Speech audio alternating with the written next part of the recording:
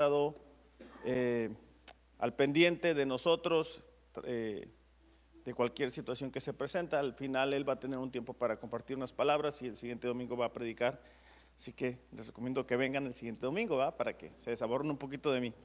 Pero bueno, vamos a orar por nuestros niños, para que salgan y escuchen la palabra de Dios, y también vamos a orar para que Dios nos pueda hablar a nosotros en lo particular. Padre, gracias por esta mañana, gracias por la oportunidad de estar aquí, Señor. Ayúdanos a cada uno de nosotros a ser hacedores de tu palabra. Que lo que sea que vayamos a escuchar en esta mañana, podamos aplicarlo, podamos creerlo, podamos obedecerlo. También te pedimos por nuestros niños, para que tú uses a la persona que les va a dar la clase, y que esa palabra, Señor, se guarde en sus corazones, y que tú en un futuro cercano des ese fruto, y fruto en abundancia en la vida de estos niños. Te pedimos, guárdalos, Señor, de esta generación tan terrible que les está tocando vivir. Pero creemos y confiamos que mayor es el que está en nosotros que el que está en el mundo. Y te pedimos, guarda a nuestros niños, protégelos, y que sean esa luz y esa sal que Rosarito necesita. En el nombre de Jesús, amén.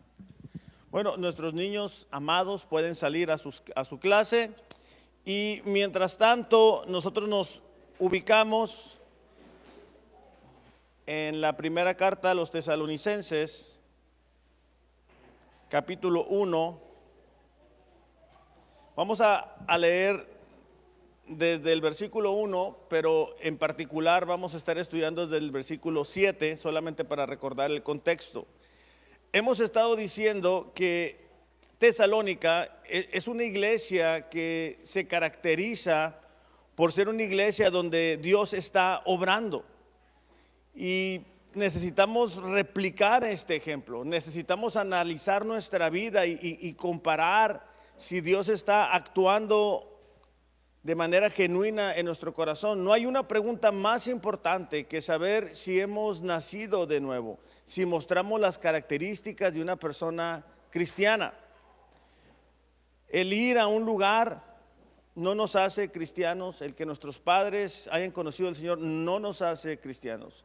Es solamente Dios en su soberanía que elige a aquellas personas que van a ser salvas, y es importante nosotros entender esta realidad. Versículo 1 de esta primera carta a los tesalonicenses dice: Pablo, Silvano y Timoteo, a la iglesia de los tesalonicenses, en Dios Padre y en el Señor Jesucristo.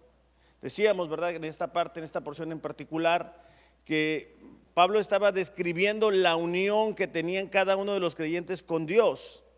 Dice: gracia y paz a ustedes. Siempre damos gracias a Dios por todos ustedes, mencionándolos en nuestras oraciones, teniendo presente sin cesar delante de nuestro Dios y Padre. Y aquí va a comenzar a enumerar 10 características de una persona que ha nacido de nuevo. Las primeras 3 son en la vida presente. Dice: su obra de fe, su trabajo de amor y la firmeza de su esperanza en nuestro Señor Jesucristo. Versículo 4 dice: sabemos, otras versiones dicen conocemos, a hermanos amados de Dios, de la elección de ustedes. ¿Cómo? Bueno, dice el versículo 5, porque nuestro evangelio, y aquí va a comenzar a enumerar 7 características que marcaron el nuevo nacimiento de cada uno de estos creyentes. Dice: porque nuestro evangelio no vino solamente en palabras, sino en poder, en el Espíritu Santo y con plena convicción. Como saben, dice, qué clase de personas demostramos ser entre ustedes por el amor que les tenemos. Es decir, ellos recibieron la palabra de Dios, y ellos tuvieron esa plena convicción de que era la palabra de Dios. Se dieron cuenta de la necesidad que tenían de un Salvador. Dice: ustedes llegaron a ser imitadores de nosotros y del Señor. Esa es la otra característica: imitaban al Señor, habiendo recibido la palabra en medio de mucha tribulación con el gozo del Espíritu Santo, es decir, ellos perseveraron en medio de la tribulación y con gozo, de tal manera, y aquí es donde vamos a empezar el día de hoy, de tal manera que llegaron a ser un ejemplo para todos los creyentes en Macedonia y en Acaya. Porque saliendo de ustedes, la palabra del Señor se ha escuchado no solo en Macedonia y Acaya, sino también por todas partes. La fe de ustedes en Dios se ha divulgado, de modo que nosotros no tenemos necesidad de decir nada.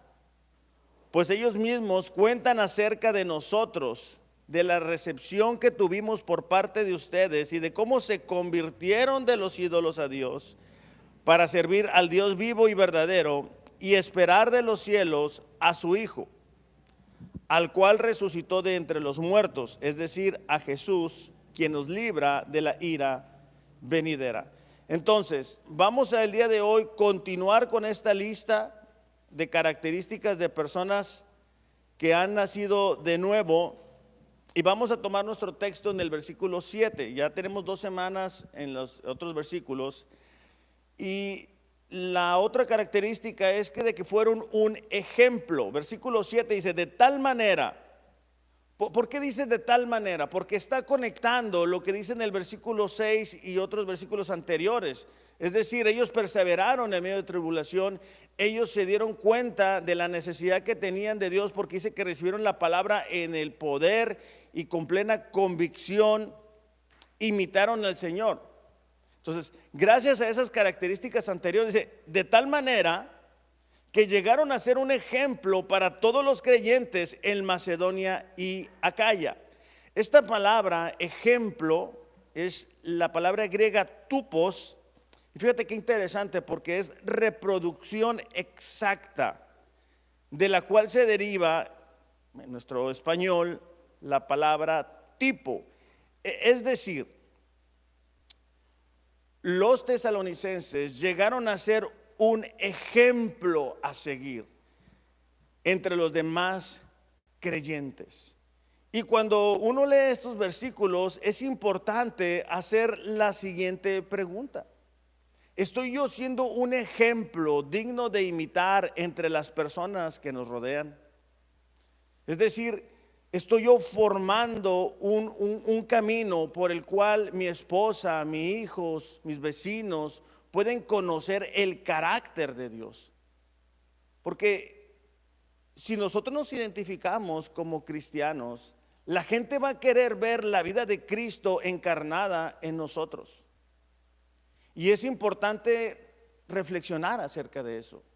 Es más, me gustaría que cada uno de ustedes haga este ejercicio que yo hice en la semana, y es: ¿cómo sería esta iglesia si todos fueran como tú?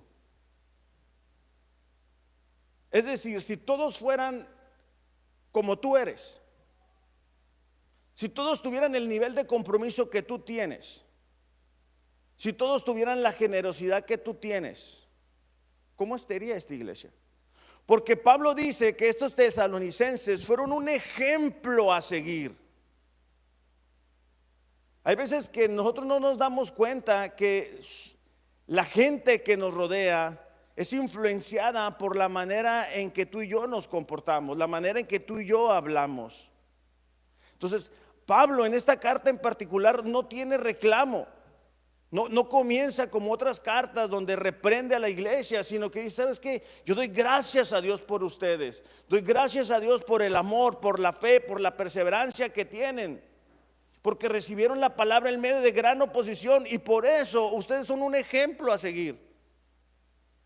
Y eso es un desafío para nosotros, los que somos padres. Tenemos una gran responsabilidad. Si nuestros hijos replican nuestro ejemplo, ¿estarían caminando por un sendero seguro? Porque las palabras inspiran, pero el ejemplo arrastra. O sea, es fácil decirle a nuestros hijos, a la gente que: oye, ve a la iglesia, hey, busca a Dios. Pero si no nos ven a nosotros buscando a Dios, ¿cómo lo van a hacer? Si ellos no ven que para nuestra familia Dios es lo más importante, ¿por qué crees tú que tus hijos lo van a creer así? Si la gente a nuestro alrededor no ve que el centro, el eje de nuestras decisiones, de nuestras prioridades es Dios, ¿por qué crees que van a pensar que es una buena idea hacer de Dios el centro? Fíjate cómo dice Primera de Juan, capítulo 2, versículo 6. Dice, el que dice, es decir, el que dice que permanece en Él, que tiene una relación con Él, debe andar como Él anduvo. Y hace un momento hacía una pregunta o un cuestionamiento, ¿verdad? De cómo sería esta iglesia si fuera como tú o como yo. Pero ahora Juan eleva el estándar a un nivel más alto. Y dice, bueno, si tú dices que eres cristiano, se debe de ver por tus acciones, por tu conducta, que caminas o que vives como Jesús. De hecho, eso es lo que nos identifica. Si tú dices, yo soy cristiano, significa que eres como Cristo. Pero algo que confunde, algo que desanima a la gente que no conoce a Dios es ver cristianos que dicen que son, pero que no viven un cristianismo real y genuino. Es decir, si nosotros decimos que somos como Cristo, pero nuestra vida es totalmente fuera de lo que la palabra de Dios dice, llevamos confusión a las vidas de esas personas. Porque luego dicen, bueno, yo pensé que eras cristiano, pero haces esto o haces aquello. Yo pensé que habías nacido de nuevo y estás pecando. Dices que eres cristiano, pero yo no te veo comprometido, comprometida con la iglesia. O no te veo que leas la Biblia. Ahora, déjeme aclarar esto. Nosotros no leemos la Biblia para ser cristianos. Nosotros leemos la Biblia porque somos cristianos. O sea, es diferente, ¿ok? Ahora, esta iglesia había venido a ser un ejemplo en toda esa zona. Y no porque tuvieran de más, porque Pablo estuvo poco tiempo en esa ciudad. Recordemos que se calcula que quizá 3 meses aproximadamente. Y con eso sentó las bases suficientes para que esta iglesia llegara a ser un ejemplo. Y esto lo menciono porque muchas veces tenemos años de haber conocido a Dios y no logramos avanzar en nuestra madurez espiritual. Y esta iglesia con poco tiempo logró, ¿por qué? Porque experimentó de ese nuevo nacimiento. En 2 de Corintios, capítulo 8, quiero que veamos algunas características de esta iglesia. De hecho, fíjate qué bonito, ¿no? Porque Pablo le escribe a la iglesia de los Corintios, pero les da el modelo de la iglesia de los tesalonicenses. Es decir, Pablo le escribe a la iglesia de Corintios y es como que le dice, sigan este ejemplo. Este es el modelo a seguir. 2 Corintios 8:1 dice, ahora hermanos, les damos a conocer la gracia de Dios que ha sido dada a las iglesias de Macedonia. Pues en medio de una gran prueba de aflicción abundó su gozo. Pablo está describiendo el surgimiento de esta iglesia y dice, quiero que vean la gracia de Dios derramada en esta ciudad, que a pesar de haber experimentado una gran prueba de aflicción, que abundó en gozo. Dice, abundó su gozo y su profunda pobreza sobreabundó en la riqueza de su liberalidad. Versículo 3. Porque yo testifico que según sus posibilidades y aún más allá de sus posibilidades, es decir, hasta donde podían y dieron esa milla extra, dieron de su propia voluntad, suplicándonos con muchos ruegos el privilegio de participar en el sostenimiento de los santos. Esta iglesia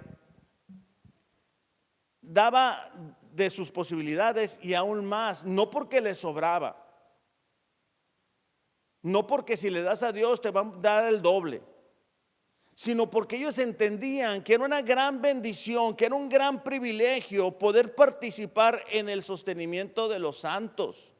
Fíjate el nivel de comprensión de esta iglesia. Ellos no miraban el tener que dar como, híjole, tengo que dar. Ese era el último billete que tengo. ¿Cuál es lo mínimo que yo pueda dar? No, ellos decían, qué privilegio poder participar del reino. Qué bendición. ¿Por qué? Porque entendían el cambio que Dios había hecho en sus vidas, que habían pasado de muerte a vida eterna, que habían pasado de no tener una relación con Dios, de ser extraños, advenedizos, a formar parte de la familia de Dios. Dice, y esto no como lo habíamos esperado, sino que primeramente se dieron a sí mismos al Señor y luego a nosotros por la voluntad de Dios. Es decir, la generosidad de esta iglesia no era para comprar el favor de Dios. ¿Okay? Vemos con mucha frecuencia y mucha tristeza en los programas, ¿verdad? Que si tú le das a Dios esta cantidad, Dios te va a dar el doble. Eso no funciona así. Eso no es bíblico. Eso no es correcto.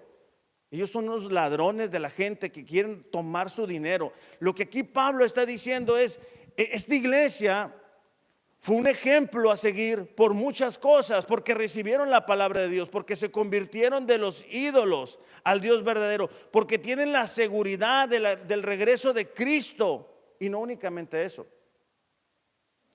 dice, sino porque daban con liberalidad, entendiendo que era un privilegio poder participar de que el reino de Dios se extienda.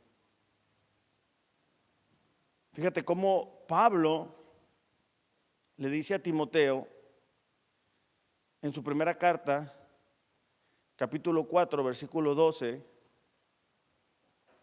si lo podemos buscar en nuestras Biblias. Ya saben que lo tienen que buscar. No me quieran engañar, que aquí estoy viendo si lo están buscando o no. ¿Ya? Ok. Dice, no permitas que nadie te menosprecie por tu juventud, sino sé un ejemplo. No pretende ser un ejemplo. No digas que eres un ejemplo. No presumas que eres un ejemplo, sino dice, sé, vive. Por eso es que Pablo constantemente en sus cartas les dice a las iglesias, vivan de acuerdo al llamado que han recibido, anden conforme al evangelio. Dice, no permitas que nadie te menosprecie por tu juventud, sino sea un ejemplo en los creyentes, en la palabra, en la conducta, el amor, la fe y la pureza. Y una vez más, cada uno de nosotros debería de preguntarse esto. ¿Soy un ejemplo en la palabra, en lo que digo, cuando lo digo, por qué lo digo? ¿Soy un ejemplo entre los creyentes? ¿Soy un ejemplo en mi casa? Las palabras que yo digo, si mi esposa las repite, me agradan. Porque muchas veces no nos damos cuenta de que hay un círculo en las palabras. Es decir, lo que tú dices, pues te regresa. Y si tú dices, hablas de cierta forma, pues muy probablemente la gente que te rodea te va a decir esas mismas palabras. Dice, palabra, conducta, el amor, la fe, la pureza. Seremos un ejemplo a donde quiera que vamos. La gente a nuestro alrededor puede ver una gran diferencia entre nosotros y la gente que no es cristiana. O tenemos que decir, soy cristiano. Ahora, pues no sabíamos, ¿verdad? Porque no se nota. Esperemos que no sea así. Esperemos que la gente, sin necesidad de nosotros decirle, pueda ver que hay algo diferente. De hecho, es lo mismo que le escribe Pablo a Tito. Tito capítulo 2. No se vayan muy lejos ahí de Timoteo, no se vayan a perder.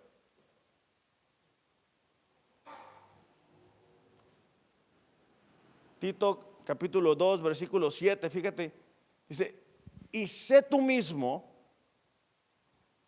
un ejemplo para ellos al hacer todo tipo de buenas acciones. Que todo lo que hagas, fíjate esta parte, a mí me llama mucho la atención, que todo lo que hagas, dice, refleje la integridad y la seriedad de tu enseñanza. Es decir, que lo que tú dices creer, lo vivas.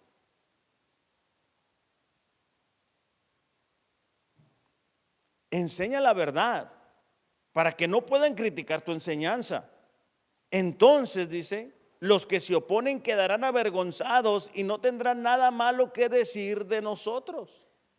Entonces, esta iglesia de Tesalónica había llegado a ser un ejemplo a seguir. La gente a su alrededor se inspiraban a ver la gracia que había sido derramada sobre esta iglesia y querían replicar ahora el ejemplo. Ellos habían pasado, y lo miramos la semana pasada, ellos habían pasado de ser imitadores de Cristo a ahora ser un ejemplo para las personas que les rodeaban. De hecho, Jesús le dice a sus discípulos, ¿verdad? Les he dado ejemplo para que como yo les he hecho, también ustedes hagan. Entonces, la siguiente característica es que compartieron la palabra, es decir, llevaron a cabo la gran comisión. Versículos 8 y 9 dice, porque saliendo de ustedes, hablando de la iglesia, la palabra del Señor se ha escuchado, no solo en Macedonia y Acaya, sino que también por todas partes la fe de ustedes se ha divulgado. Y sin redes sociales, de modo que nosotros no tenemos necesidad de decir nada. Es decir, Pablo quería hablar de los tesalonicenses y la gente decía, ya escuchamos. Pues ellos mismos cuentan acerca de nosotros, de la recepción que tuvimos por parte de ustedes y de cómo se convirtieron de los ídolos a Dios para servir al único Dios verdadero. En el versículo 8 dice que se ha divulgado, y esta palabra implica la idea de retumbar o resonar muy intensamente. Cuando algo retumbaba, cuando algo resonaba muy intensamente. Y se usaba para referirse al sonido de una trompeta o de un trueno. Y este verbo en particular estaba en continuo. Es decir, no es que alguna vez divulgaron, sino que era escuchado constantemente cómo ellos compartían de su fe de forma frecuente. Dice que no solo en Macedonia y Acaya, sino en todo lugar. Ahora, ¿qué estaban haciendo estos nuevos creyentes? Pues estaban siendo obedientes, porque Jesús, en Mateo 28, 16, nos encarga a cada uno de nosotros a cumplir la gran comisión. No es algo para los pastores, no es algo para los servidores, es algo para todos los creyentes. Versículo 16 dice, pero los 11 discípulos se fueron a Galilea. Está relatando el encuentro de los discípulos con Jesús. al monte que Jesús les había señalado. Y eran 11, ¿verdad? Porque uno ya no está. Cuando lo vieron, dice, lo adoraron, pero algunos dudaron. Acercándose a Jesús les dijo: toda autoridad me ha sido dada en el cielo y en la tierra. Vayan y hagan discípulos de todas las naciones, bautizándolos en el nombre del Padre, del Hijo y del Espíritu Santo. Es decir, nosotros hemos sido llamados a ser discípulos, a formar personas, a ser un ejemplo para ellos, a cumplir la gran comisión, enseñándoles, dice, a guardar todo, no algunas cosas, sino todo lo que les he mandado. Y recuerden, yo estoy con ustedes todos los días hasta el fin del mundo.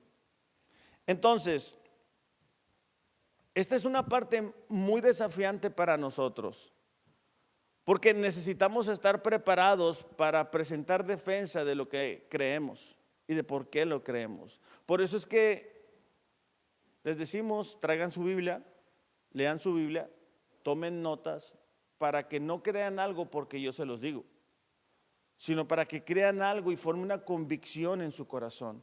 Y cuando hay una convicción en nuestro corazón, comenzamos a vivir basados en dicha convicción. El cristianismo es una relación que tenemos con Dios y tenemos una necesidad de compartir eso que hemos recibido. O sea, imagínate, no sé cuántos de ustedes tienen a alguien que aman, que quieren y están enfermos. Yo tengo gente así. Imagínate que tú tienes la medicina en tus manos para aliviar el dolor de dicho ser querido. Te pregunto, ¿tú se lo darías?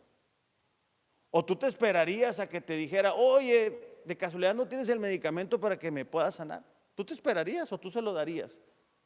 ¿Habría una distancia que tú no recorrerías para ir con ese ser amado y decirle, hey, toma esta medicina, sánate? O tú dijeras, bueno, ya que yo vaya para allá, ¿verdad? Entonces le llevaré, mientras tanto que siga sufriendo. Espero que todos digamos, no importa la distancia, aquí está la medicina. Bueno, tú tienes la medicina y yo también. Para aquellas personas que no conocen a Dios, que se encuentran alejados de Dios, que si tú no les presentas el plan de salvación, ellos probablemente no conozcan a Dios. Es una gran responsabilidad. Y un día vamos a estar delante de Dios y tendremos que rendir cuentas de las veces que pudimos haberles hablado a las personas, de haber hecho retumbar el evangelio en sus corazones y no lo hicimos, por flojera, por vergüenza. No, yo cómo le voy a decir, pues, apenas si ando, ¿verdad? Entonces no me siento calificado. Fíjate que Jesús, después de decirles, hey, toda autoridad me es dada en la tierra y en los cielos, vayan, hagan discípulos, enseñándoles todas las cosas, bautizándolos, y luego cierra esa promesa diciendo, yo estoy con ustedes.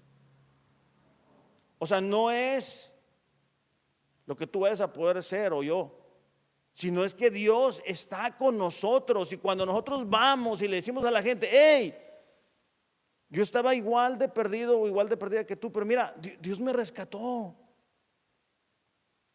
Ya tengo una relación con Dios. Tú puedes tener lo mismo. Estamos haciendo lo que esta iglesia estaba haciendo. Estaba haciendo resonar el evangelio con sus vidas, con su ejemplo. Estaban mostrando la gracia de Dios. Y entonces volvemos a hacer la misma pregunta. ¿Cómo sería esta iglesia si todos fuéramos como tú o como yo? Porque a veces pensamos, no, bueno, pues que Dios los traiga, ¿verdad? A los que quiera. Y es cierto, Dios va a traer a la gente. No, que alguien más le comparta. Yo no. Pero Dios no nos dice eso. Dios nos dice, hey, yo te rescaté. Yo te perdoné. Yo te limpié, así como estabas. Ahora tú ve y haz lo mismo. Ve con aquellas personas que no conocen a Dios. Por eso es que nosotros oramos para que gente que no conozca a Dios pueda venir. No porque tengamos algún problema que ya lo conocen, sino porque no queremos andar agarrando gente de otras iglesias. O sea, Dios les dijo a sus discípulos, yo los haré pescadores de hombres. ¿Verdad? La mies es mucha, los obreros son pocos. Entonces, ahora, en este sentido, tenemos que tener cuidado porque luego queremos irnos al fin del mundo, ¿verdad? No, ahí en tu trabajo, ahí con tu vecino, ahí a donde vas a la tienda, donde compras del mandado, ahí. Entonces, esta iglesia mostró ese deseo por cumplir con la gran comisión, y por eso es que Pablo en el versículo 2 dice, doy gracias a Dios, teniendo presente la fe de ustedes, el amor, la perseverancia. ¿Okay? Número que sigue es que se convirtieron a Dios. Versículo 9 dice, ellos mismos cuentan acerca de nosotros, de la recepción que tuvimos de parte de ustedes. Fíjate la siguiente parte, de cómo se convirtieron de los ídolos a Dios para servir al Dios vivo y verdadero. Esta palabra, convertiste o se convirtieron, indica cuando un pecador se convierte, es decir, hay un giro en la dirección, es absolutamente opuesto. Y esta conversión implica la idea de apartarse de los ídolos y someterse solo al Salvador en fe. Ahora, nosotros leemos esto y decimos, bueno, está fácil, ¿verdad? Pasaron de muerte a vida y ya. Pero es mucho más que eso. Porque acuérdate que cuando Pablo llega, esa ciudad está entregada a la idolatría. Entonces imagínate aquel persona que nació de nuevo, que comienza a vivir la vida de manera diferente, a tener una cosmovisión distinta, acercarse a su familia y decir, bueno, ya no creo, yo ya no creo en los ídolos. Se cuenta que muchas veces las familias los corrían de casa. ¿Por qué? Porque ellos le habían pedido a ese ídolo por diferentes cosas. Y muchas veces para nosotros en nuestros tiempos, el pasar de la idolatría a un nuevo nacimiento es un gran desafío, porque a los que Dios ha cambiado es a nosotros, no a la gente a nuestro alrededor. Y entonces empezamos a ir en sentido opuesto. Empezamos a ver la vida de manera distinta. Empezamos a ver las celebraciones de manera diferente. Acabamos de pasar Navidad, ¿verdad? Y sé que algunos enfrentaron desafíos para saber cómo lo celebramos, ¿verdad? Para ver si encontraban en casa un espacio Jesús, porque hay lugar para todo, para el pavo, para la comida, los tamales, el menudo, el pozole. Y luego llega la familia y quiere traer la música, la cerveza, la desvelada, el karaoke, y empieza a llenarse el día de ocupaciones y ya no hay espacio. Bueno, esta iglesia se caracterizaba por esa conversión, por ese cambio, por ese giro de 180 grados. Y es algo que necesitamos recordar. ¿En qué momento nuestra vida cambió? ¿En qué momento comenzamos a ver la vida de manera diferente? Y me gustaría ir más allá. ¿Alguna vez has experimentado ese cambio?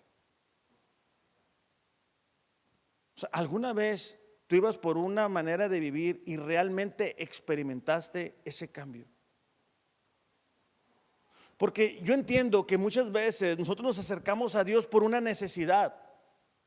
Un pariente enfermo, una situación económica, una relación destruida, y con eso llegamos a Dios y está bien. El problema es de que creemos que solamente se trata de eso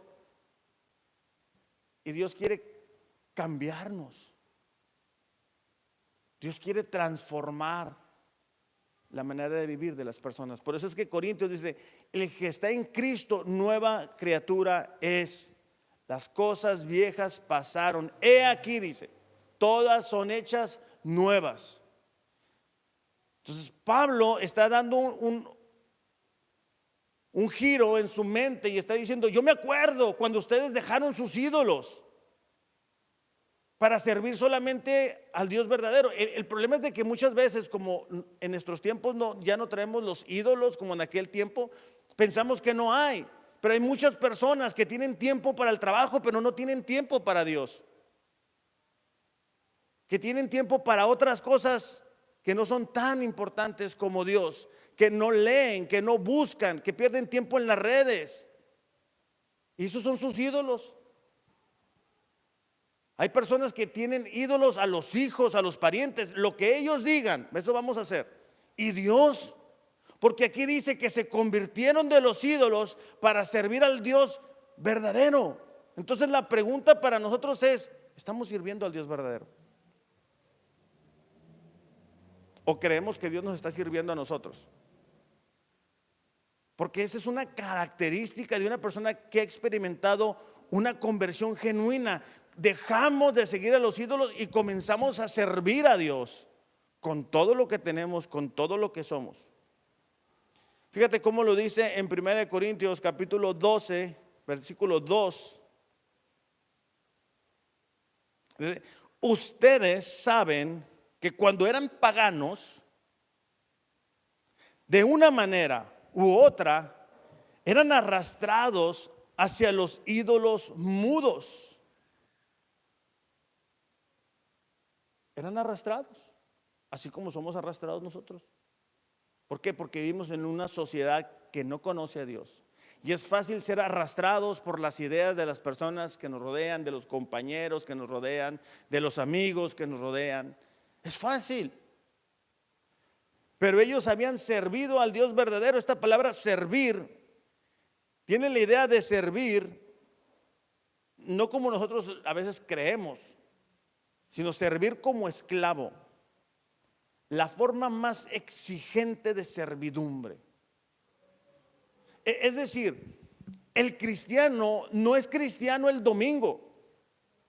Es un servidor, es un esclavo de Dios que se somete a las prioridades de Dios, a las instrucciones de Dios. No porque sentimos. Muchas veces nos vayamos, ¿verdad? Es que siento de Dios. Y si no sientes, pues entonces no lo hacemos. Pero no debería de ser así. De hecho, era algo común. En Gálatas 4:8, no lo busquen, yo se los voy a leer. Pero en aquel tiempo dice: cuando ustedes no conocían a Dios, eran esclavos o eran siervos de los que por naturaleza no son dioses. Es el cambio normal, es decir, servimos a los ídolos antes de ser cristianos, pero viene el Espíritu Santo y nos trae plena certidumbre, plena convicción de nuestra condición caída, de la necesidad de creer en Jesús, que vino, vivió una vida perfecta, fue crucificado por nuestros pecados y resucitó, que hay un cambio. Ya no podemos ver la vida como antes la mirábamos. Ya no podemos pensar como antes pensábamos. Claro, empieza ese proceso de santificación. Pero está ese proceso. Por eso les he dicho en otras ocasiones, no es normal que una persona que se identifica como cristiano no tenga ese avance, ese progreso, ese deseo de buscar a Dios.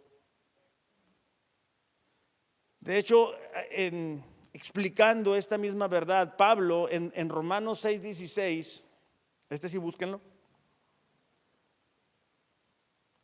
En Romanos 6:16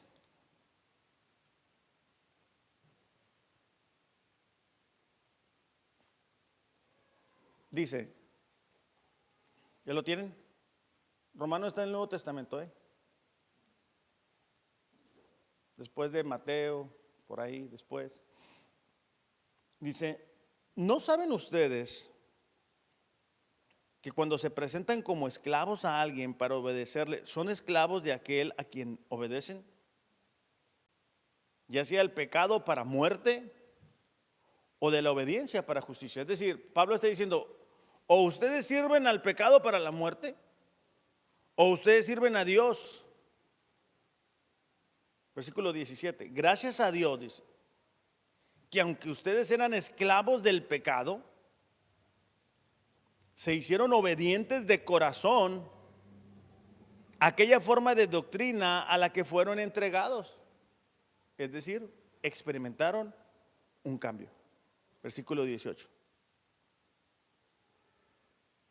Y habiendo sido libertados del pecado, ustedes se han hecho siervos de la justicia. Otra vez, hay un cambio. Los tesalonicenses habían experimentado ese cambio. Era evidente que ellos habían experimentado el nuevo nacimiento.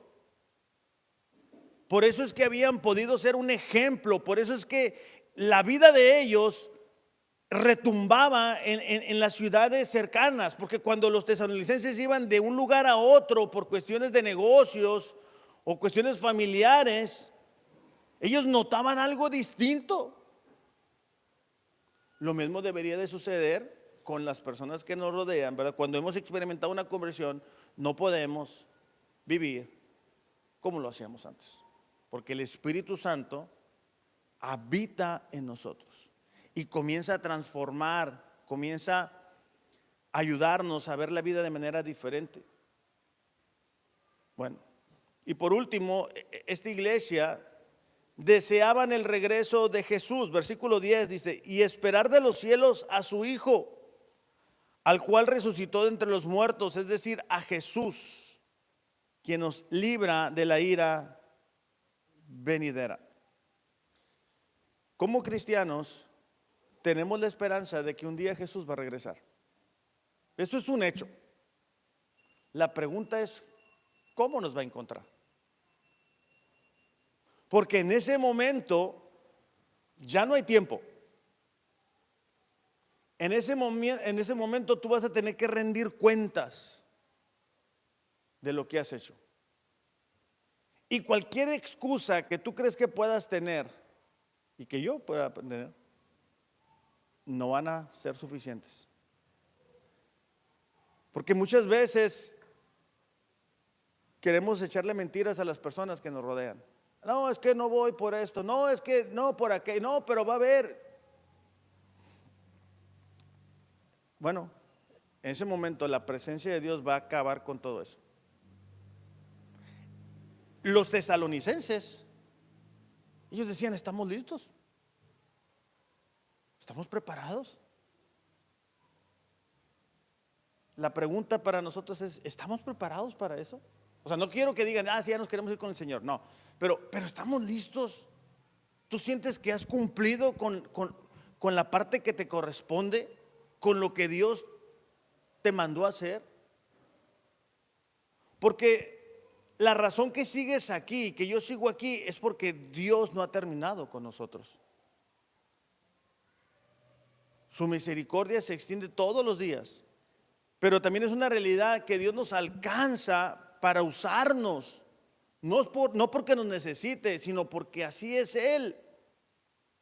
Quiere usarnos para alcanzar a otras personas. Entonces, esta iglesia estaba esperando. Fíjate cómo lo dice Pablo en su segunda carta a Timoteo, capítulo 4, versículo 8.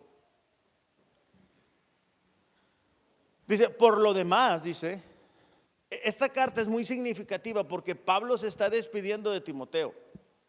Pablo sabe que el tiempo se le está acabando. Dice, por lo demás, dice, me está guardada la corona de justicia, la cual me dará el Señor, juez justo en aquel día. Y no solo a mí, dice, sino a todos los que aman su venida. De hecho, más adelante vamos a ver, ¿verdad? En esta misma carta, porque dicen que el momento que Jesús vuelva es como el ladrón en la noche. Pero dice, bueno, ustedes son del día, ustedes no tienen que estar preocupados. O sea, si nosotros estamos bien, haciendo lo que nos corresponde, no importa cuándo venga. A mí me ha tocado ir a despedir personas y me ha tocado ver los dos lados de la moneda. Personas que quieren que el que falleció vuelva a la vida para hacer lo que no hicieron en tiempo. Y me ha tocado ver también personas que están en total paz. Porque número uno, saben para dónde va el ser querido. Y número dos, entienden que hicieron lo que les correspondió hacer. Entonces, estos tesalonicenses estaban preparados, estaban listos, estaban diciendo, cuando el Señor quiera venir. Tito 2:11, ahí mismo, un ladito de Timoteo, dice, porque la gracia de Dios se ha manifestado para salvación a todos los hombres, enseñándonos que, renunciando a la impiedad y a los deseos mundanos, vivamos en este siglo sobria, justa y piadosamente. Sobria, justa y piadosamente. Así deberemos estar, viviendo de manera sobria, entendiendo que lo que tenemos, somos administradores. Si tenemos un hijo, somos administradores de ese hijo. Si tenemos un trabajo, somos administradores de ese trabajo, nada más. El problema es de que luego eso se convierte en un ídolo, ¿verdad? Dice, aguardando la esperanza bienaventurada y la manifestación gloriosa de nuestro gran Dios y Salvador, Jesucristo. Fíjate la palabra aguardando. Eso nos habla de la esperanza, de estar listos. Ellos estaban esperando. Cuando nosotros vivimos de manera piadosa, justa, estamos aguardando que el Señor venga. Termino con este texto en Hechos 1:9. Del 9 al 11.